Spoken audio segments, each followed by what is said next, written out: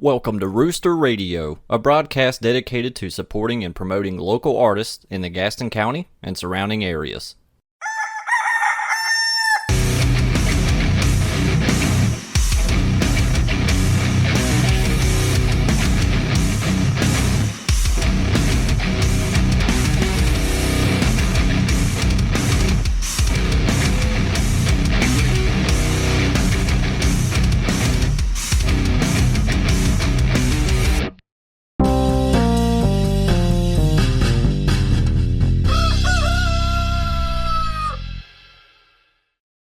What's up, everybody? Wanted to tell you about a few upcoming shows we are hosting here at the Rooster.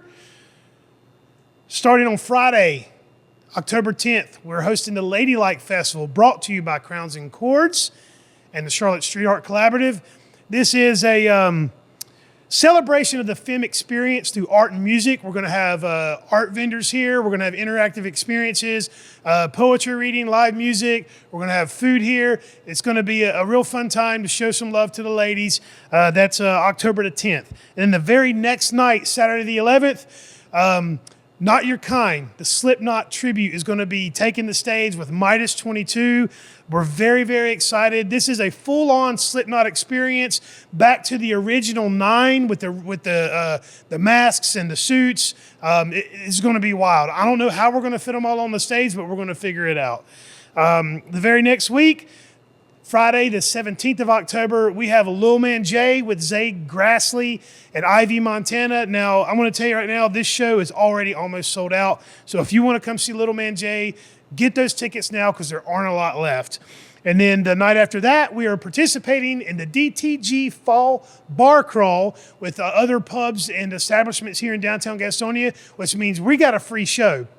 We've got Hindsight Hero, we've got Gypsy Caravan, and Mechanical Boulevard are going to be performing. No cover.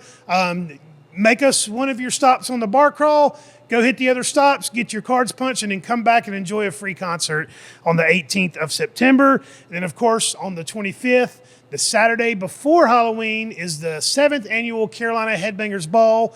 Very, very excited about this because the lineup this year is just stupid good. Witch Pit's going to be headlining. We got Chronic Disorder on there. We got Hellfire 76. We got Haymaker. We got an incredible lineup. Shout out to AJ for what he's done with this year's lineup. I'm very, very excited. Get your tickets on theroostergastonia.com. Go to the events tab. You can scroll down, see all of our upcoming events. Looking further down the line, we got the Talk Is Cheap Door on the 28th, which is a Tuesday night, 28th of October. And that's a Sunflower and Mad Hatter Productions are bringing that. We got Fight From Within, Resistor, Smile on the Center. I believe Detest the Throne locally will be support on that show. Going to be a fun one. And then on the 30th, we got the Crack a Smile Halloween party with Enough's Enough and our boys in Testarossa and Prowess. You can get information and tickets for these events and more on theroostergastonia.com on the events tab. Make sure you're following us on social media and wherever you listen to podcasts. Peace and love. Let's start the show off with weird pet peeves. There you go. People asking me to move for 5 times in a row when I'm like clearly don't need to move anywhere. That's one. David, you got any? People that like their lane is ending and they just just floor it to get all the way up ahead of everybody in the lane they got to get into. That is annoying. I have a different set of values when I'm inside a car. Same. And I feel that, especially living where we live and the interchanges we have around here. Like it's real simple. It's 1 and 1. Yeah. Like zipper. if you just Zipper. 1 and 1, yeah, like a zipper, and it moves so much better that way. Right. Def King, what about you? You got any weird pet peeves? I was thinking about work calls, and some people, they just like breathe too much. Breathe? Yeah, it's just like A heavy breather. like almost snorting, and I'm just like, ugh, that drives me crazy when I can just hear like. You're working on a headset too, right? So like it's Yeah. like getting right into your ear. I'm guilty of that. If I'm on a headset, you're gonna hear me breathe. Yeah, when me and Dave play games, I'll just hear him go, oh, and like the mic just like blows out. Zach, do I breathe loud? I don't think so. I don't know. I mean, I'm not on calls with you like that. Yeah. We never played any games online either. You can burp like no one's business, though. It's a dark secret. We don't talk about that. It's a dark side of me. Ladies and gentlemen, we are talking to Morrowville. Welcome back to the show, fellas. And the reason they're here is because this Saturday, right here at the Rooster, we are hosting a 10-year anniversary party for the Def King album. Can you believe it's been 10 years? No. Well, a lot has changed because Yeah. so right now Gavin, who's our drummer, couldn't make it today, but he's So we just grabbed David, you just pulled him off the street and just come sit in and be a... Well, no, Dave's a new addition. yeah, we have a fourth member for this, so it's pretty cool because not only do we get to celebrate 10 years of an album, but we get to play them with a second guitar player, which we've never gotten to do. The band is so much better sounding now. I was going to say, has it taken a little bit of pressure off of you, like performance-wise? 100%. And off of you too, you've said, Jason, you play bass in a different way. Yeah, so like whenever Morrowville was a three-piece, my analogy in my head was always like the Police, a three-piece like that, just because I love the Police so much. But now that it's four people, it's just like the dynamics of bass playing changed. To me now it's more like, I don't know, Thin Lizzy-esque, maybe. There's so many double guitar player bands, but I can't ever think of a good example. But like Thin Lizzy comes to It's a mind. great example. It's the only one you need. It's one of my all-time favorites in terms of Yeah. lead guitar playing.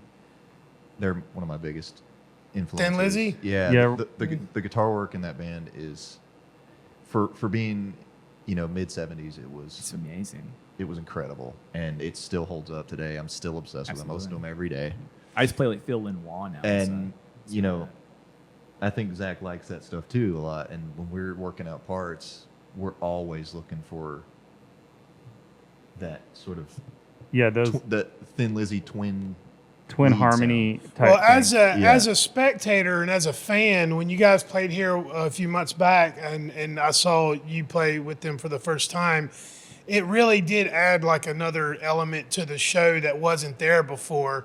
Not that it's any better; it's just different, and you're just fun to watch play. Like you're thank really into what you're doing. Thank you. And from where I stand, it looks like I'm sitting here thinking to myself, there's like it doesn't matter who's here, he's not seeing them. Like you just in your own zone there, true. and it's like nothing else around you is, it's Yeah. it's I don't know. I'm doing a terrible job of explaining it, but it's like you're in your own little world Yeah, I know what there. you mean. And it's really fun to see. Those are my favorite types of artists to watch. I can give you a more technical explanation, which is to say like y'all both are very good guitar players, but in very different ways. Like you're really, really good at like counter harmony stuff that constantly blows me away. And you're really good at weird rhythm stuff. And like so together it's like, geez Louise, man. I've always been a rhythm guitar player that happens to play weird leads. So now I can just kind of focus on the rhythm and yeah, there's like a lot of finger picking stuff that I'll do that Dave's like, I'm not even gonna try that. Yeah, that's my kryptonite. Is And but like him, I cannot do those leads, and he makes all the solos way the fuck better, and just fills the whole thing out. I mean, I've wanted another guitar player in the band for years. I begged him in the past. He said no, and I caught him on a good day. So So yeah, I was gonna ask that. Like, what brought you into the fold here, David? Well, like, Y'all were in a band before together, obviously. let him tell a story. That's what's wrong with that. So I guess the genesis of our collaboration started with Any Arden. I was in a band called Sherbo Way for a while, and I was looking for more things to do musically, I think. I basically just bugged you on that one. Too. Yeah, he kind of just hit me up, and we kind of talked about it when he was writing or began writing music for the second Any album, which is I Love You Despite the Warning Signs.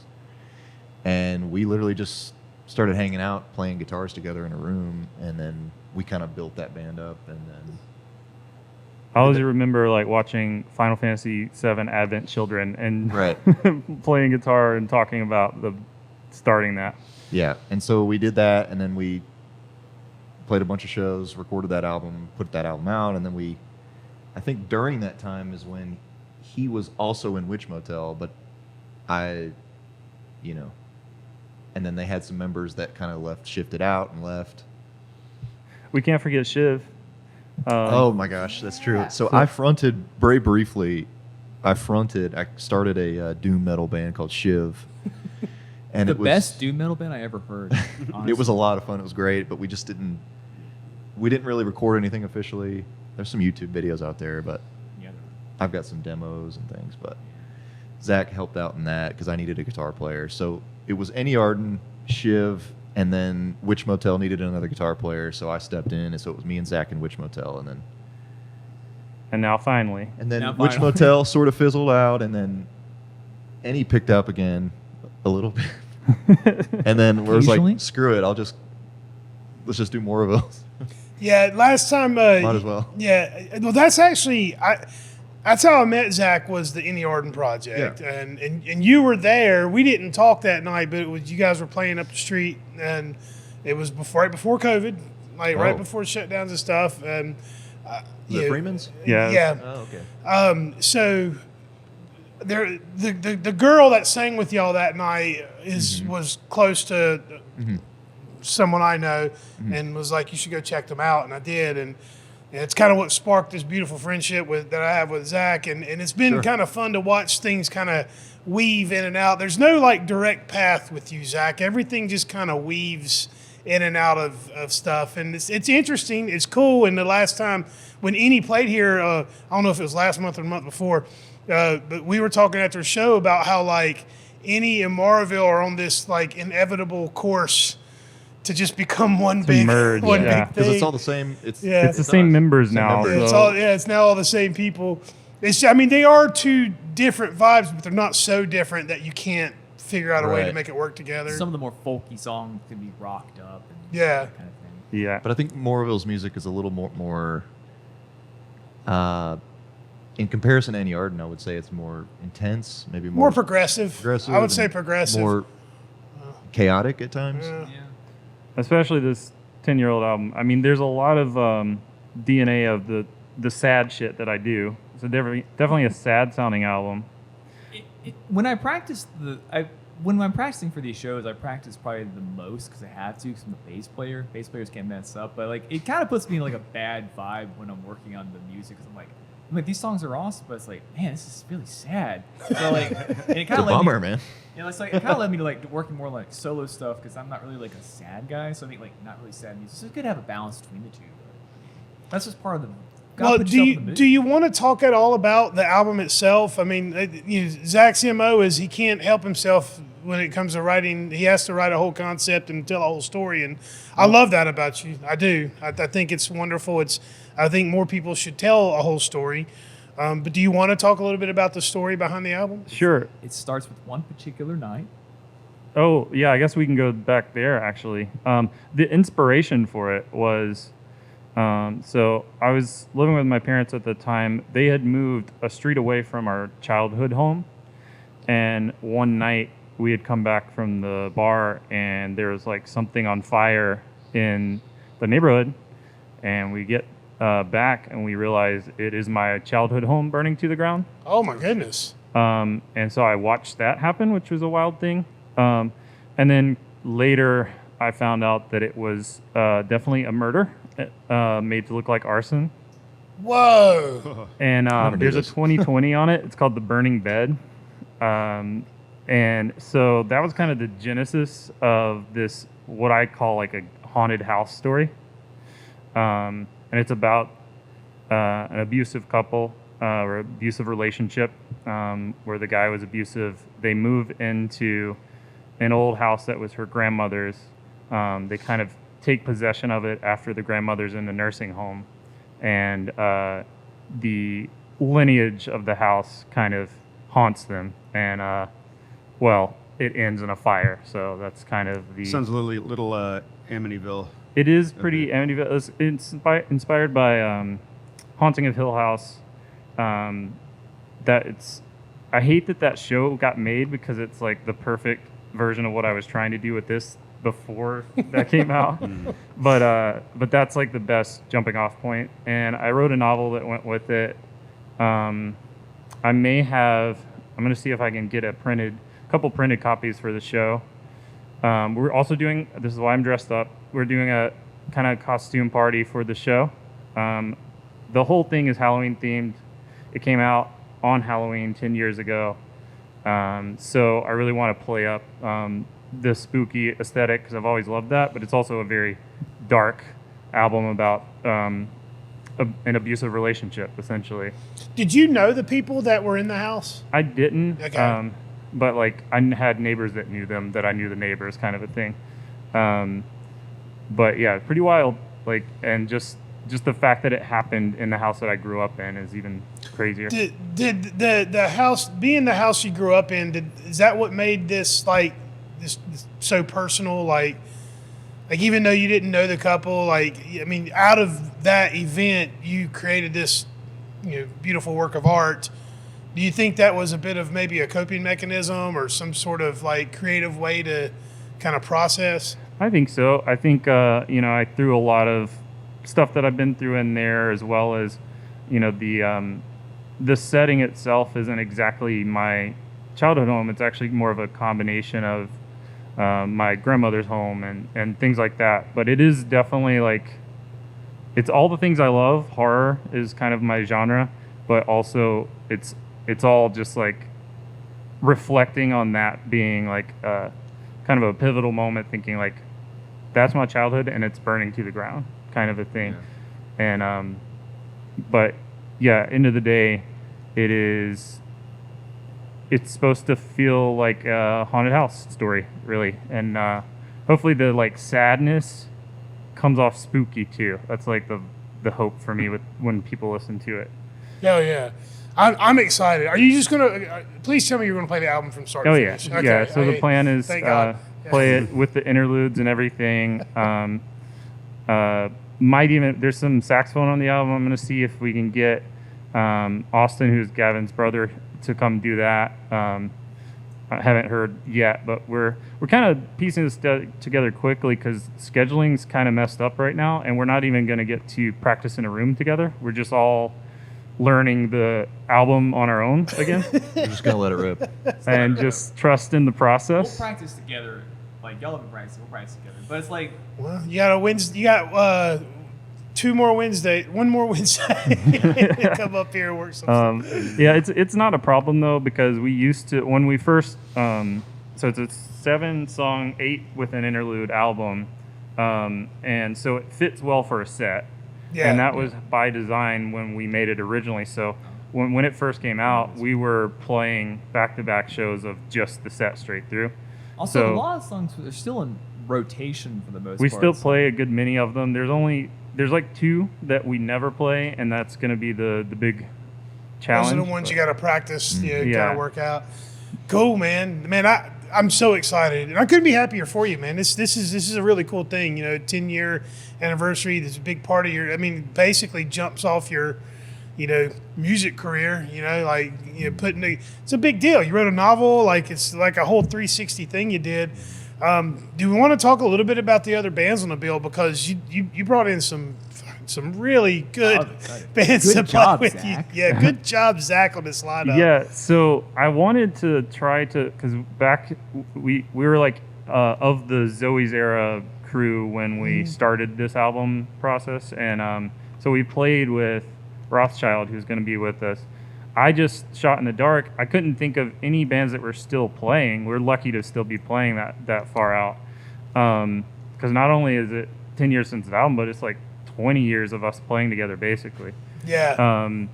But there's only a select few that are still around from then, and Rothschild, I noticed, was like putting stuff out heavily again, and I was really stoked about that. So I just hit them I'm up. really excited to have them back. They were here. I want to say it was either late last year or early this year. They got added to a show. I wasn't really very aware of them, but they were fantastic. I was really, really impressed with those guys. So I'm happy to have them back. And then, we talked a little bit about it, like looking for bands. And then when you finally sent me a lineup, I was thrilled to see that you put Once Below Joy on this. Yeah, and so that was another thing is like I was looking for old, but also when we reformed kind of in, I don't know, the past few years, Once Below Joy was around, and if I'm not mistaken, it was the guitar player came to a Witch Motel show, if you remember. Yeah, I think he came out to a Witch Motel show, I'm not even sure if Once Below Joy had formed officially. I don't then. think so. But he was really stoked on it, and he said some really nice things to us, and we really appreciated Yeah, him and a then lot. And then randomly we ended up on a milestone gig with them, and it was just. Well, they're There's a lot. really We've good just been about networking. fans. Here's what I'll say. First of all, let me just say they're an amazing band. I would say progressive rock, wizard core. That's good. Yeah, keep like Giz in legit, there. like wizard core. and obviously if I'm talking about a costume party, they got that. Yeah, for days. they've got you covered on the costumes. But it's not just that the music's good; it's how supportive they are of everybody else. They're sweethearts. They're such nice people. They show up to other band shows. Like I see them here at shows all the time, and then like if you ever go to the neighborhood theater, you might run into one of the guys works and say like they're just living music, live music right now, and they're a lot of fun to watch. Yeah. A lot of fun to watch grow as well. And it's makes me feel old because these young kids like coming in with this attitude, but I love it because it's like You could tell they're very dedicated. Yes. to it. Yeah. Yeah. they're dedicated, and they're not. I don't feel like they're ever going to be jaded about it, and I just love that. And it inspires me to be more and more positive and excited when I get kind of anxious about all of it. They came out of a So- show we played at Tommy's. I remember I talked to like the bass player a lot. It's like, y'all cool. Yeah, a so lot. the lineup is a band we used to play with a lot and a band that we've started playing with a lot, new. So it's the old and the new, and I think it's a good mix. I thought about adding more, but I thought just keep it tight knit and Yeah, no, I think focus on the it's a party. perfect three band lineup. Plus, it also kind of leaves the door open if you want to do if you do the album, you could always add some stuff to it. It's not going to be too late, Yeah. So it kind of leaves things open to play around a little bit, and it's a really cool bill, man. I'm very, very excited, and you can see it right here on the 4th, Saturday, October 4th, the Saturday night. So that's fun. We've had a few Thursday shows. Yeah, we're lately. trying. It's- We'll have a few more heads in the house. yeah. So it should be a good vibe, and yeah, you can get tickets for that online on our website. Before we wrap things up, is there anything else you want to share with everybody about the show or about the band, where to follow, that kind of stuff? So, we haven't put out too much music in the past 10 years sans this album, but I like to think this is sort of the mark of a new era of putting out more new songs. Well, I mean, the stuff you have been putting out recently is very. I mean, I love the song Fenrir. That's a really, really fun song, man. Yeah, It gets great. stuck in your head, great and you song. can't Anytime you put out a song, I'm always like, that's a banger. So Yeah. I just hope that we definitely continue to put out new. Yeah, I'm just really grateful, like I said, to still be doing it, and whether it's singles or an album from here, I think we're never gonna stop at this point as long as we can do it. So Yeah. I'm grateful, and I just want to say thanks to everybody that preemptively comes out to celebrate this because we're really excited. Yeah, Also, are shout you- out to our friend Scott Louder for Oh, yeah, putting Scott, up with us. He produced I don't this know album. if he'll Oh, he be able to did. make it, but Scott Louder killed it on this one, and it was our first album collaboration that we didn't do ourselves. Yeah. And it was the best decision we ever made.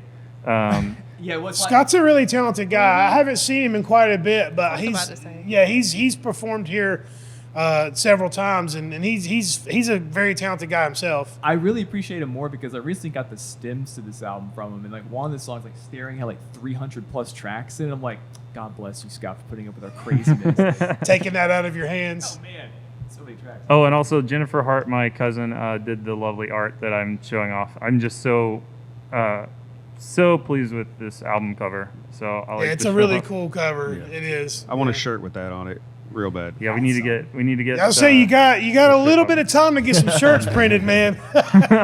Sell some merch. Yeah. We'll have something. Right on. Are you now? Since you brought it up, you talked about you don't know if it's going to be singles or an album.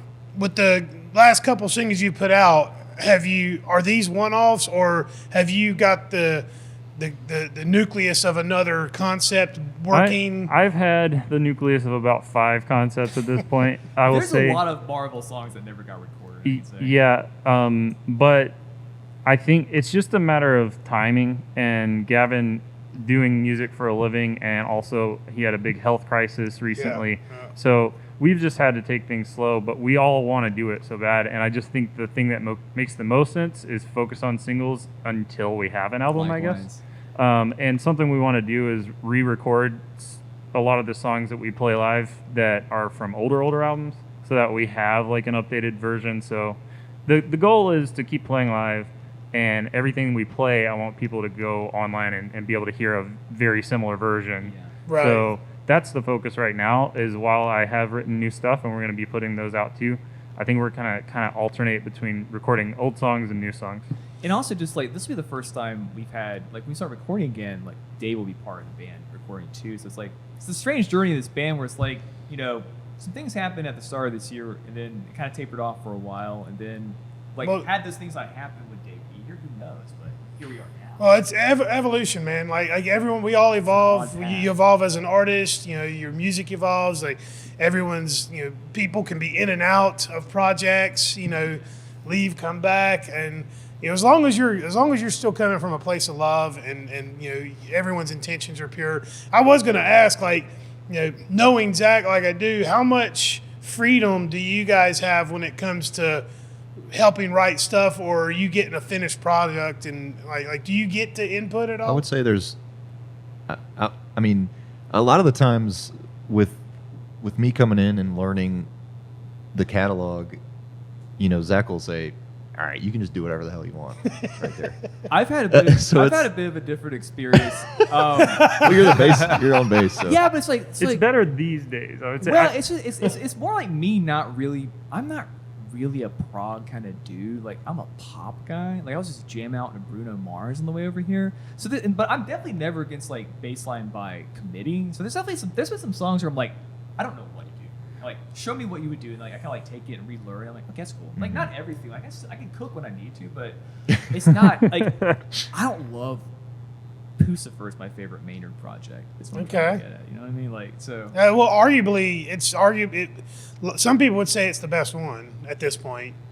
I mean, well, it's just like I come from a very different place musically. I'm like In terms of his projects, I think, I'm saying, I think these days there's a lot less.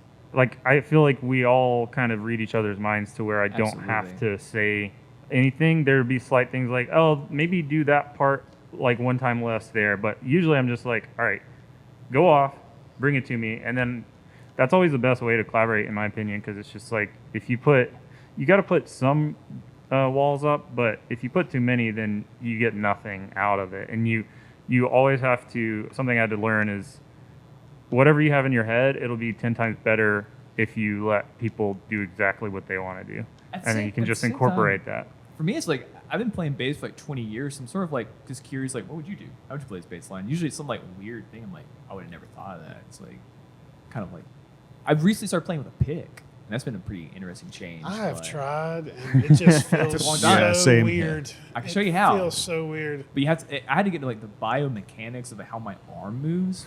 And I would sit. It took a minute, and I would sit and play like "Feel Good Hit of the Summer" by Queens of the Stone Age over and over again, and that's what like triggered it for me. But another point though is I think me and Zach started playing, and we got up initially with doing Any Arden in 2018. Yeah.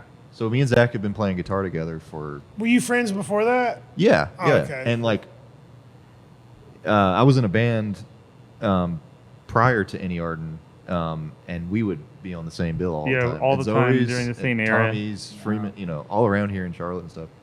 So that's why I was like, I know the guy to go A little to. bit of destiny in there. Yeah, kinda. and so we've been playing guitar for math. I don't know how many. Yeah, 7 years, 8 at years. least. We're approaching our own decade there, I think. So you know, I think I know how he plays, and I know how I play, and it's pretty. I'm sick. able to. I think a good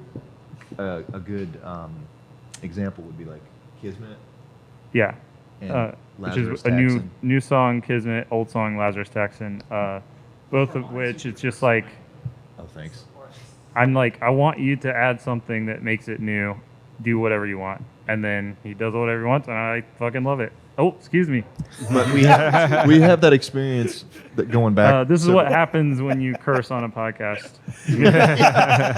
but we have that experience going back many years, and it's just, you know, I think if he found a guitar player on Craigslist or Facebook, a group, you know, they would come in and might not get it. I wouldn't do that anyway. Yeah, you Dave, wouldn't. why do you have such a good sense of counter harmony and melody? I've never seen a guitar player like I don't- lands. You're like bust New out- interview. dude. It's like crazy. Yeah, I'm not really sure. I think it's probably the way you play. You kind of throw yourself into it, Yeah, and I try think to. that probably has a lot to do with why it comes out so. Well, when I'm playing guitar, and or lead guitar specifically, I could care less about shredding. I mean, I do shred at times, You can shred if you because I need to, can't help it. but But you're real tasteful with it. no but matter that's the what. thing. That's exactly what I'm getting at. Is I'm serving the song 100%. I don't want it to take away. I want it. So I guess I hear more of the theory it's gonna side of be it. it's gonna be musical, and it's gonna. I'm not gonna play it straight up verbatim. I'm gonna play different notes that lend to it. It's just real tasteful. I was like, when we first started playing together, I was like, jeez, man, like counter Thanks, man. harmonies. Like I'm just a sucker for like just complex harmony stuff. I'm like, this is so cool. Blown away. I'm a huge Weezer fan, extra large Weezer fan. Like the early, Extra large. like Weezer's second album, Pinkerton. That's exactly what Jason's talking about. Is all over it. I'll have to go listen to that album then. Just leads that. yeah, it wasn't very well received like by Yeah. the general population, That's but it. like true fans of music love that Oh my gosh, album. it's so musical. The Yeah. lead guitar work on that album is beautiful, and I mean, I've learned all those songs and just wore them out playing them, and I think like what you said, the like serving the song or whatever, Yeah. you know, because I've played with way too many guitarists, bass players, singers, whatever, that it's just like all about them. You know, They're just trying to- look at me, look yeah. at me, look at me, and like it's very frustrating. I like to think I try to do the same. Like I try to. You do. Oh, definitely. Because I mean, I can't like. you got them church bass I vibes. did. Thank you, God. You do. Like I'm always just like, to me, I'm always just trying to find like the coolest melody I can add. I'm like a Paul McCartney kind of guy at heart. So I'm always just trying to like just make the. As I always describe it, it's like I try to make the bass line feel like an autistic version of the melody. Like it's following the melody, but it's always a little not quite on the like not quite sticky. It's only got 4 strings. I can't really play too complex of chords, but so I think you care a lot about melody. I care a lot about melody. You care a lot about melody. Gavin's a drummer, but he still cares a lot about melody too. So it's like a I care a lot about harmony too. yeah, Like, I'm just a sucker for harmonies, vocally, yeah. instrumentally, I'm everywhere. a I Motown love guy, them. So it's like- Zach, this has to be awesome for you to be this deep in and have people like this around you to play with. Like I watch artists struggle all the time to like keep a band together, keep people to play with. And you guys all have like, you're all coming from the same place. You're all on the same page. You're different in your styles, but they mix so well together. Like it's a dream come true, It's right? because none of us are strung out. I think, if I'm honest. I'm being dead serious. No, like I said earlier, I'm just immensely grateful and like to still be doing that. I'm always like, wow, it's been this long. Wow, it's been this long, and I think it gets easier every day too. Like our relationships are stronger than ever. Like, you know, it's been 20 years for the most part, so it's like we've had our ups and downs, but it's like yeah. we're all adults now, and we're still in it for the love of the music, and I think And like, they get what I want to do, and they You trust each want other. to be a part Yeah. of it. Yeah, we trust each other. So I just That's remember like Zach and I have been friends since we were like 15 or 16, and it's just like I remember back like you and I we haven't changed that much, honestly. Now I think about it, but it's just like I just remember like you like learning guitar. It was like kind of goofy sounding. But it's like you can figure it out, dude. I don't know. Never let lack of experience stop you from trying anything. Oh, So it's like- I'm a walking example of Yeah. that. That's but like story of my life. the thing that blows me away, I'm gonna like glaze my friend Zach here. It's like I don't know how lucky I got to have like your songwriting ability is something I can't really understand. That's why it's so cool to me. But it's just like I get to be in a band with a guy who's the best songwriter I know. It's very nice to be. Part glad of I'm wearing a mask because too many compliments. it. Does it have a really well like the new song? He's so complex he can't even accept praise. Yeah, our new song Kismet is one. I'm like, this song is a vibe, dude. I'm like, what is this thing? No, it's true. There's a magnetism that he's got. That I mean, I felt it that the first night I saw you play. I was like, something special here. So I'm grateful to call you a friend, man. I'm glad that we could do this for you. You know, I hope to show up. I hope people show up, man. Come see Morrowville. Show up. It's the Deaf Kings 10-year anniversary show. We've got Rothschild, we got Once Below Joy, and we got the amazing Morrowville. It's this Saturday, October 4th. And anything else, guys? Can I push the 25th? Oh, right yeah, after you've got that? another show coming up that people Yeah. can go to. If you can't be here on the 4th, but you should be here on the 4th. Yeah. Just saying. At Cavendish, we're going to be playing together for our Halloween show with the Menders. Yeah, we do a little encore there of the same set, but come to the 4th because it's gonna be a whole bash. So is that one. So it's just gonna be a fun, spooky month. It's a hoot. Yeah. We've never been more back than we are today. And come in costume. Yes, Yeah. costume party. Costume party.